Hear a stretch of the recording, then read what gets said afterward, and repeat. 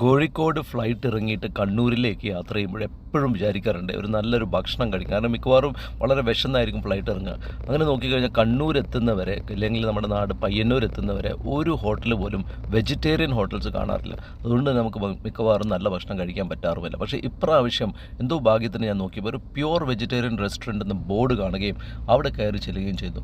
മൈത്രി pure vegetarian restaurant എന്ന് പറയുന്ന restaurant ആയിരുന്നു. നല്ല അടിപൊളി മസാല ദോശ നമുക്കിവിടെ കഴിക്കാൻ കിട്ടി. വളരെ സൂപ്പർ ദോശ. മാധവൻ 2 ദോശ കഴിച്ചു. വളരെ ടേസ്റ്റി ആയിരുന്നു.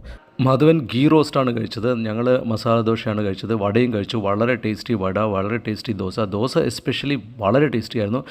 ഇത്രയും നല്ലൊരു ദോശ ഞാൻ ഈ കണ്ണൂർ കോഴിക്കോടിൻ്റെ ഇടയിൽ എവിടെയും ഒരു ഹോട്ടലിൽ പോലും എനിക്ക് ഇതുവരെ കിട്ടിയിട്ടില്ല.